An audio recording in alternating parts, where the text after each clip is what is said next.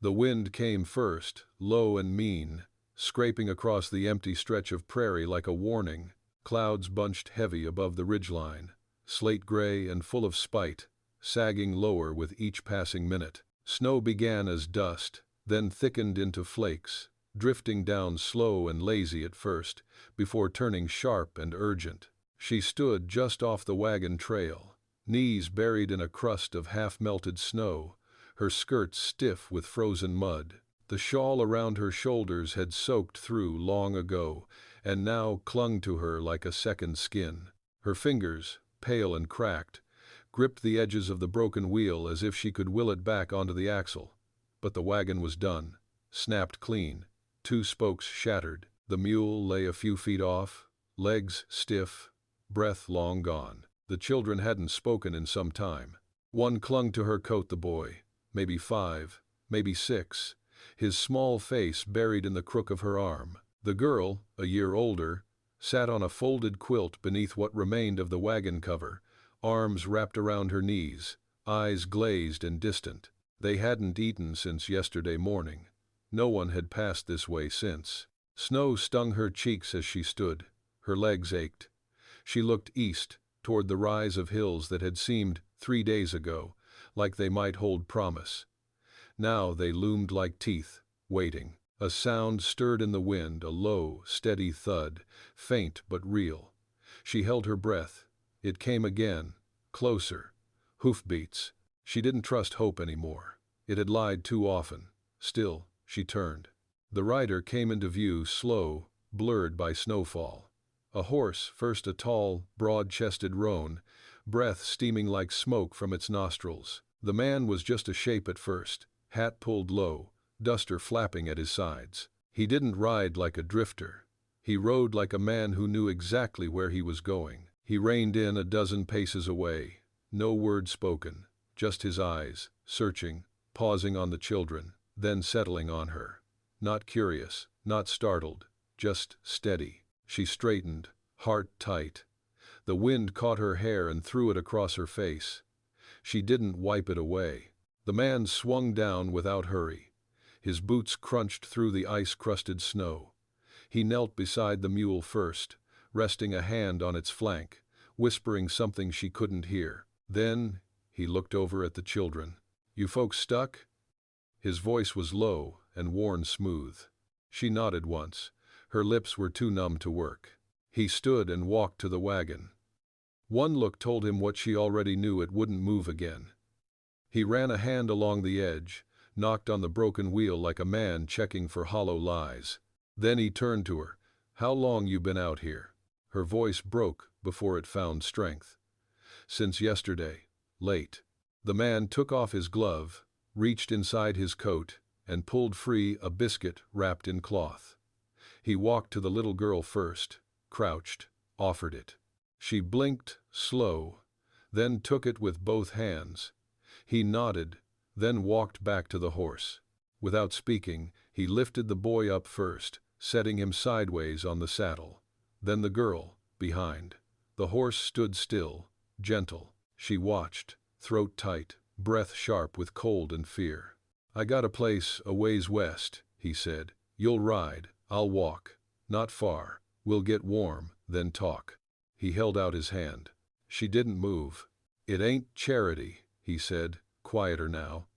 "It's weather. You don't argue with it, you just survive it." She looked at her children, small and shivering on that wide saddle, leaning against each other like branches in the wind. Then she took his hand. His grip was warm, firm, but not harsh. He led the horse, walking slow. She walked beside him, silent. The snow kept falling, but now it seemed less cruel. Every road holds another story. Subscribe to ride with us into the next horizon. The cabin came into view just before dusk, more a shadow than a structure, tucked low between 2 hills that blocked some of the worst of the wind. Smoke rose from the chimney in a thin, steady line, pulled east by the storm. The smell of pine and old wood smoke hit her before they reached the porch. Her legs shook as they climbed the short steps. The man opened the door without a word. Warmth struck like a hand dry, real heat from a fire already burning in the hearth. The room inside was plain. Pine floors, a heavy table, a stove ticking softly. A rifle hung above the door. Hooks lined one wall with a few coats and a lantern. The children barely hesitated.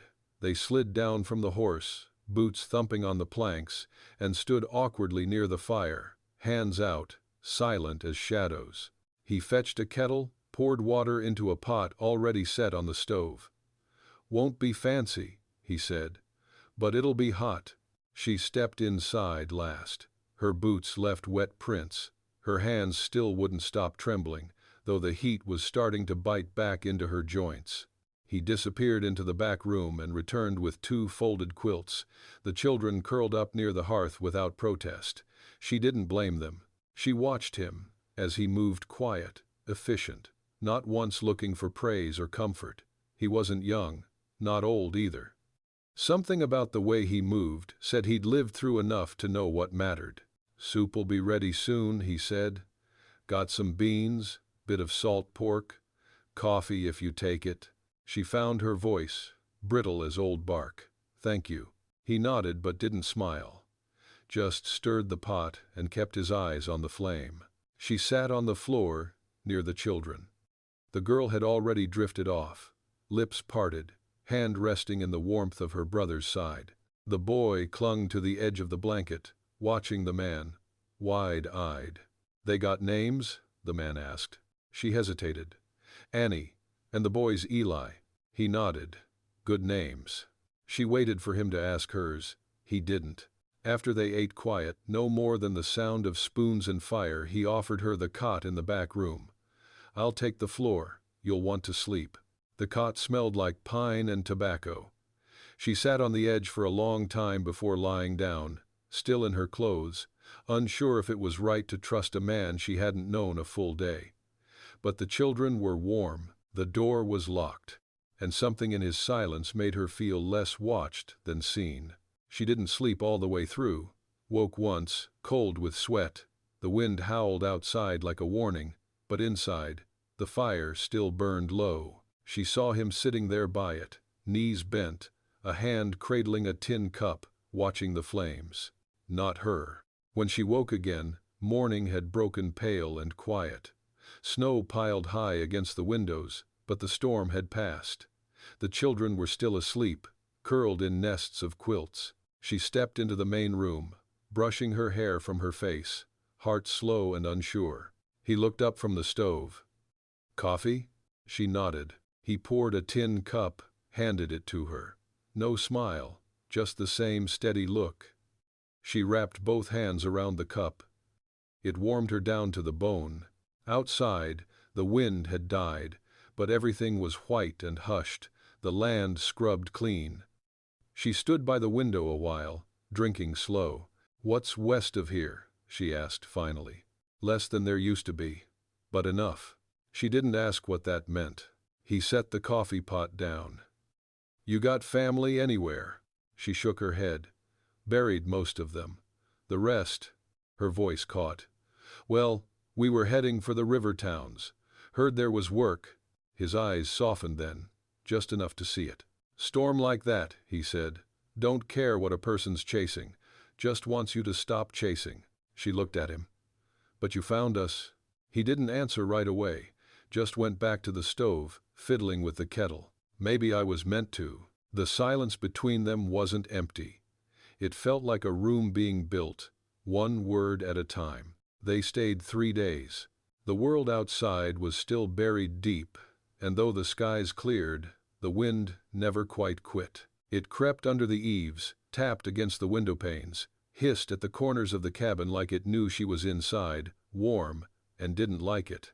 She kept to the edges of the room at first, helping when he'd let her chopping kindling, warming water, washing tin plates with snow melted in a pot. The girl, Annie, took to the warmth with shy gratitude, always watching her mother for cues. Eli followed the man around like a shadow, never speaking much, just looking with a kind of mute trust. Once, she caught the boy holding the man's hand in his sleep. The man didn't move, didn't stir. Just let him. On the second night, she sat with him by the fire after the children had fallen asleep again.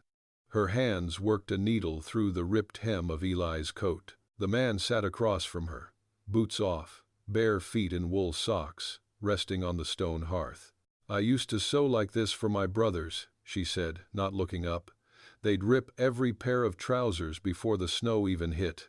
"You the oldest?" "No, middle, but the only girl, and the only one who knew how to fix what they tore."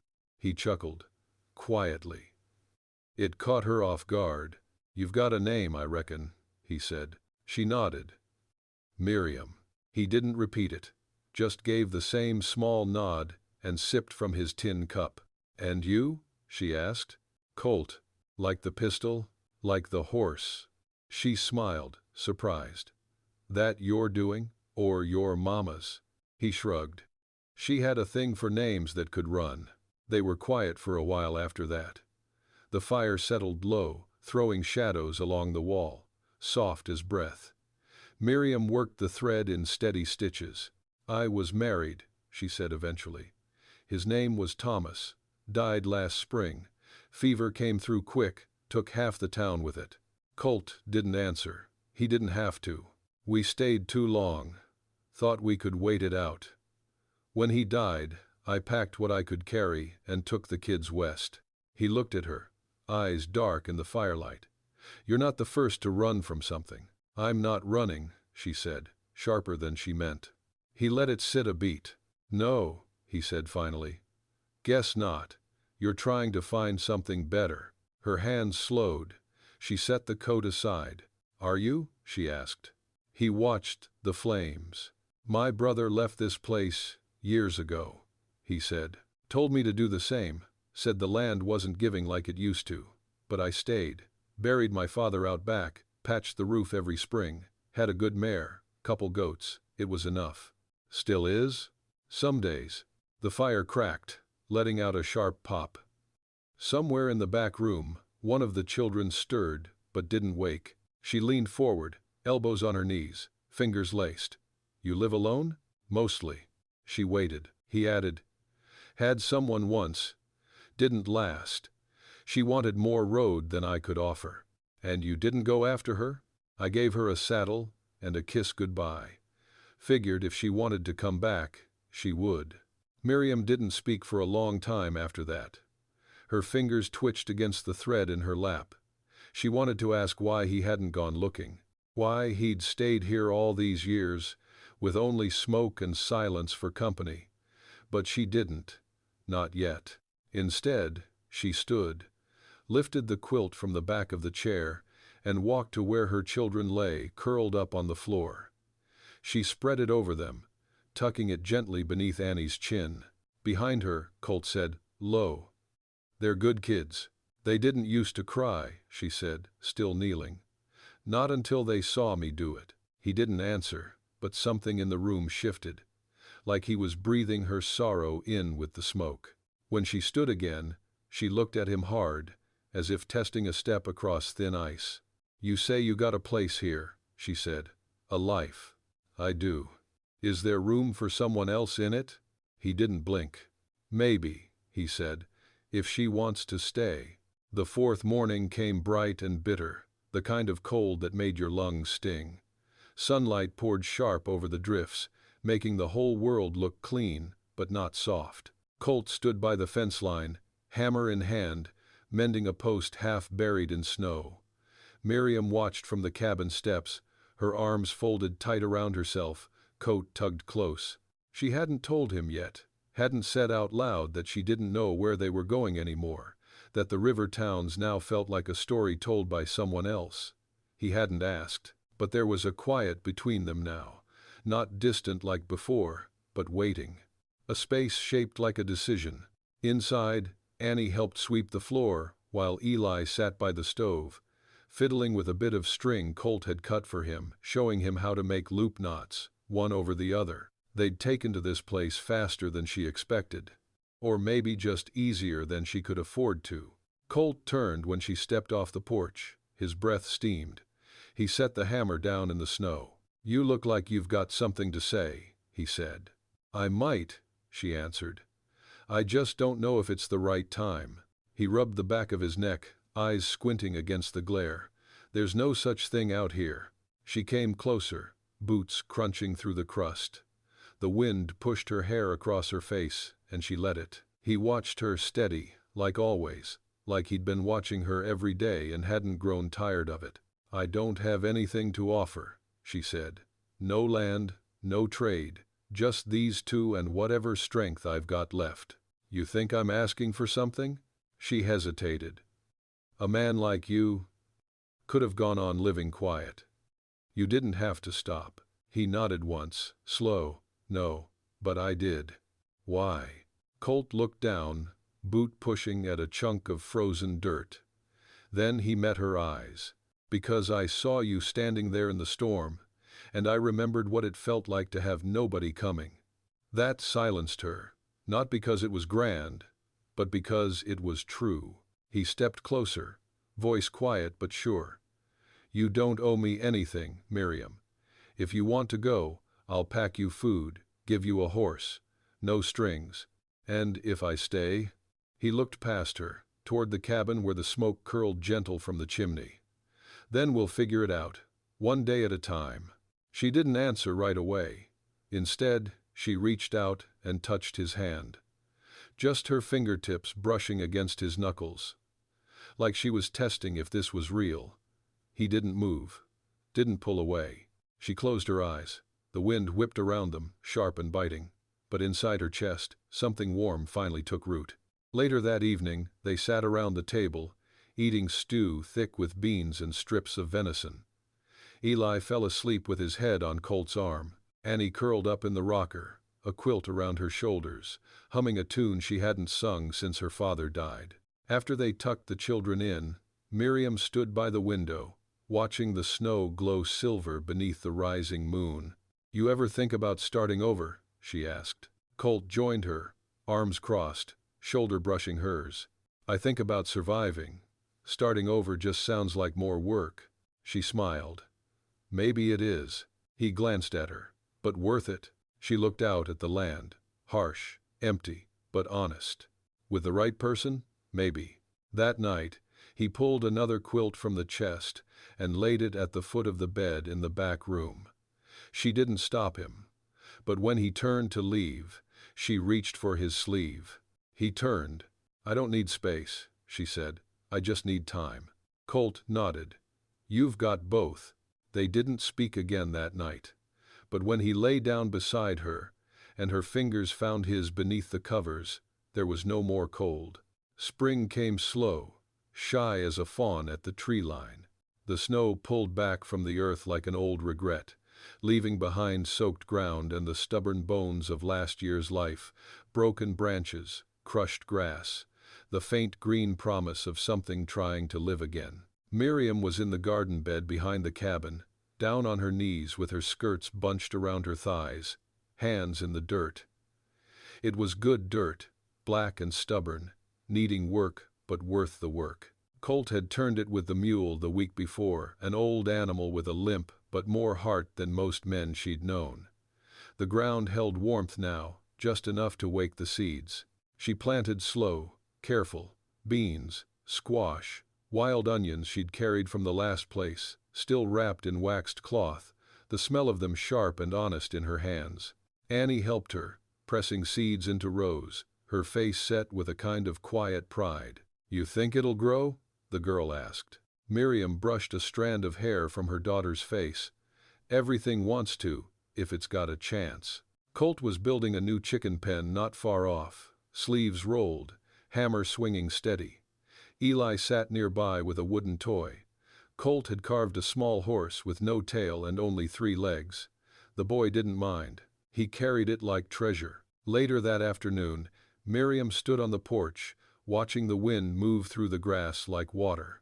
The hills beyond the fence still wore snow in the shadows, but down here, the world had begun again. Her back ached from the garden. Her hands were raw, but her heart beat steadier now, and that counted for something. Colt joined her, wiping sweat from his neck. He handed her a jar of water. She took it without words. "You built all this yourself?" she asked. He nodded. "Most of it. Took years." She looked at the cabin, the barn half-roofed, the rows of fence he'd mended by hand. You think it was worth it? He took his time answering. I did before. I do more now. She smiled into her jar. They spent their days like that, work, warmth, quiet meals. No promises spoken, but things grew between them just the same. He taught Eli how to use a sling blade, though the boy could barely lift it. Showed Annie how to milk the goat without getting kicked. And at night, when the wind blew soft and low, Miriam would lie beside him, one hand on his chest, listening to the deep, slow rhythm of a man who didn't run. Trouble didn't arrive on horseback. It came in a letter. Colt found it at the trading post in town, a thin scrap of paper with a name he hadn't heard in years. His brother, Matthew, the one who'd left for California, chasing silver. The letter said he was coming home, said he had a claim, money in hand, and plans to buy out the land. Colt read it twice before folding it back into his coat pocket. He didn't tell Miriam right away, but she knew something shifted. That night, he sat on the edge of the bed, longer than usual, boots still on, hands loose between his knees. "You all right?" she asked. He shook his head once. "My brother's coming, wants to talk." "Talk about what?" Colt looked over at her. Something shadowed behind his eyes, taking back what he left behind. Miriam sat up. "This land, he says he's owed." She watched his shoulders tense, watched the old weight settle across his spine. A man born to carry things he never asked for. "You gonna fight him?" she asked. He didn't answer. She reached for his hand. "You're not the same man he left behind." His eyes met hers, weary but clear. "No," he said, "but I don't know if that matters to him." Miriam's fingers tightened around his. "It matters to me." Outside, the wind was picking up again, brushing across the fields like a warning, but inside, their fire still burned. If this tale carried weight in your soul, subscribe and let the weight be shared. Matthew showed up on a Tuesday, just past noon, with a fine coat and city boots too clean for this road. His horse was sleek, well-fed, the kind of animal a man bought when he wanted to be seen. He rode like someone who hadn't worked for anything in years. Colt met him halfway up the trail, near the edge of the north fence, where the pines began to thicken. Miriam watched from the porch, eyes narrow, one hand resting on the post like she needed to steady the world. The children stayed inside. She didn't ask them to. They just knew. Matthew dismounted with a grin too wide for the truth it held. "Well, damn," he said. "Didn't think you'd still be standing on your own 2 feet out here." Colt didn't smile. "You always did underestimate things with roots." Matthew brushed the dust off his coat like the land offended him. "It's good to see you, brother. You look older, and you look like a man who forgot how to knock." Matthew shrugged. "Didn't think I needed permission to visit what's half mine." Colt's jaw tensed. "You sold your half the day you rode out."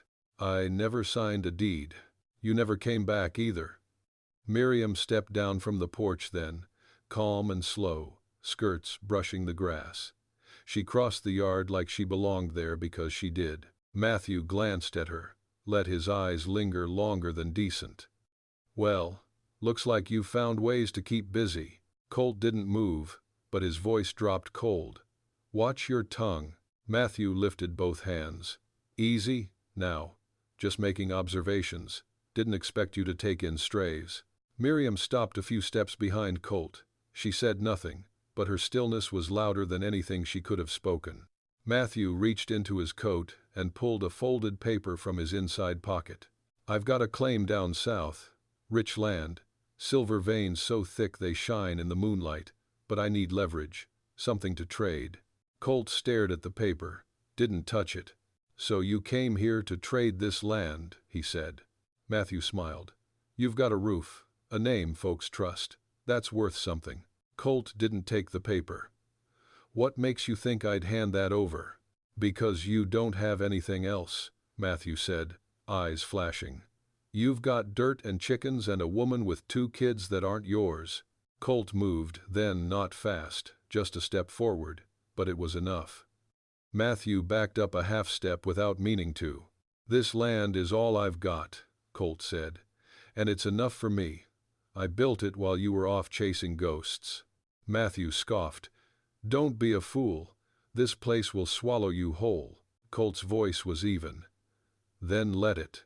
The silence after was thick. Matthew stuffed the paper back in his coat. "You'll change your mind." "I won't," Colt said. Matthew turned without another word, mounted, rode off without looking back. When the dust settled, Miriam stepped beside Colt. Neither of them spoke for a long time. Finally she asked, "You ever wish you'd gone with him?" He looked at her, soft now, worn, but sure. "Not once." She slid her hand into his. Inside the house, Eli peeked from behind the curtain. Annie had her ear pressed to the wall, waiting for whatever came next. What came next was simple. Colt turned to Miriam. "If you'll have it, I'd like to put your name beside mine on the deed." She blinked. "Once." "You sure?" "I was never more sure of anything." She smiled then, slow and real, eyes damp from more than the wind. They walked back to the cabin together, hand in hand. The sun warmed the back of their necks. The chickens clucked, the wind shifted, and the smell of turned earth filled the air. Something had been settled, and something else had begun. That night, after the children were tucked under quilts and the lantern turned low, Miriam sat beside Colt on the edge of the porch. The moon hung heavy over the ridge, silvering the tops of the pines. A coyote called in the distance one long note, then silence. The kind of sound that reminded you the land was still wild, still watching. She leaned into him, her head on his shoulder, and he didn't flinch, just shifted enough to make space for her, like he always had. "You scared he'll come back?" she asked. "No." She waited. "I think he already knows he lost." Miriam looked out over the field, where her garden lay sleeping under the stars, rose just beginning to sprout. "What if he doesn't give up?" "Then we hold fast," Colt said. "Same as we did through the storm." She nodded, quiet. He turned his head, his voice lower now. "You afraid?" She thought about it. About how many nights she'd laid awake in the dark, measuring each creak of the wind like a threat. About how many days she'd walked with hunger biting at her heels and no end in sight. Not anymore. Colt reached into his pocket and pulled something small from inside. He placed it in her hand, slow and careful. It was a ring. Simple, worn smooth, silver dulled from years of use. "My mother's," he said. "She wore it till the end. Told me it wasn't for promises, but for grounding. Said when a man gives it to someone, he's not asking them to dream, he's asking them to plant." Miriam turned it over in her palm, thumb grazing the edge. There were no stones, no shine, just a thin line etched around the middle like a horizon. She looked up at him, eyes wet but unblinking. "You sure?" she whispered. He nodded. "I ain't asking you to be somebody you're not, just asking if we can grow what's already started." She slipped it on, and it fit like it had been waiting. Inside, the wind rattled the window panes once, then stilled. The fire burned low. They sat together a long time after that, not speaking, just breathing. In the weeks that followed, things settled the way seeds settle, quiet and unseen, until, one day, you looked up and something had bloomed. Miriam found herself waking before the sun, not out of fear, but habit. She liked the early light, the way it poured gold over the hills and slipped through the gaps in the shutters. Colt would already be outside most mornings, checking the coop, turning soil. He moved with a steadiness that calmed her. Annie took to the goats better than Miriam expected. She named them silly things and sang to them under her breath.